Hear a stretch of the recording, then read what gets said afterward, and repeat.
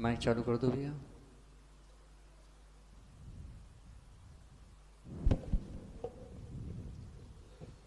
मुनि संघ के चरणों में बारंबार नमोस्तु नमोस्तु।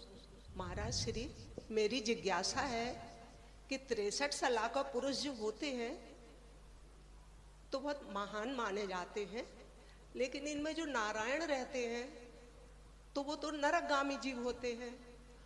तो मतलब उनको इस श्रेणी में क्यों रखा है, और यदि नरक जाते हैं तो क्या उनका सम्यक दर्शन साथ जाता है या छूट जाता है? देखिए, जो 63 साल का पुरुषों का वर्णन आगम में आता है वो इस बात के लिए आता है कि ये सब महापुरुष हैं, निकट भाव में जाएंगे, निकट भाव में मोक्ष जाएंगे। अच्छा। और जो भी 63 साल का पुरुष बनते हैं, जिसमें आपने नाम लिया नारायण और पति नारायण का, ये नारायण प्रति नारायण दिगंबर मुनि ही बनते हैं, जो पूर्व भाव में दिगंबर मुनि थे, सच्चे भावलिंगी थे, और उन्होंने निदान करके पद प्राप्त कर लिया। अथवा जो चक्रवर्ती बने और चक्रवर्ती के बनने के पूर्व उन्होंने निदान किया, वो चक्रवर्ती भी नरक जाते हैं। तो ये जो प्रक्रिया है, इसको ऐसा समझना, निकट भाव में आगामी भाव में मोक्ष जाने वाले, इसलिए 63 साल का पुरुष में लिए। और एक बात आपके प्रश्न का बताता हूँ, नरक जाने की बात है तो अगर बद्ध आयुष के हैं, उन्होंने आयु का बंध पहले कर लिया और बाद में सम्यक को प्राप्त कर लिया और छायक सम्यक प्राप्त कर लिया, तो वो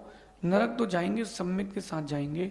और छायक सम्यक नहीं है तो बीच बीच में भी वो छूट सकता है, इसमें कोई बात नहीं। अगर बद्ध आयुष के हैं, नरक आयु के, जैसे श्रेणिक राजा ने किया, तो उन्होंने पहले से आयु बंद कर लिया था नरक का, बाद में छायक सम्यक प्राप्त किया, तो नरक तो गए लेकिन सम्यक के साथ गए, क्योंकि बद्ध आयुष के थे, ऐसा समझिए। नमोस्तु महाराज। अगली जिज्ञासा के लिए तैयार रहें। नाम बोला है, पहले से हो जाए।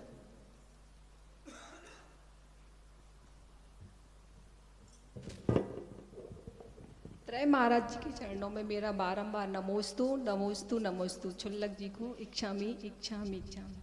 महाराज जी नमोस्तु। महाराज जी, मेरी जिज्ञासा यह है कि हम उम्र के अब इस पड़ाव पर हैं, अब आगे का जीवन कैसे व्यतीत करें धर्म के मार्ग पर? देखिए, जीवन के इस पड़ाव में सबसे पहले व्रती बनना चाहिए। ये जो आपके जीवन का पड़ाव, मैं आप सबसे एक बात कर रहा हूँ, 45-50 प्लस जो हो गए हैं, उनको व्रती बनने का पुरुषार्थ करना चाहिए। कम से कम महाव्रती बनने की अगर शक्ति नहीं है तो अनुव्रती तो बन ही जाना चाहिए। पहली प्रतिमा का, दूसरी प्रतिमा का, अनुव्रतों का अभ्यास प्रारंभ कर दें, और फिर धीरे धीरे जहाँ पर है वहाँ से आसक्ति घटाते जाएं। परिवार में, घर में, संबंधियों में, भोजन में, अभिलाषाओं में, धन के प्रति, वस्त्रों के प्रति, आभूषण के प्रति, संपत्ति के प्रति आसक्ति घटाते जाएं। ये आपका मुख्य कर्तव्य इस अवस्था में, ऐसा समझिए।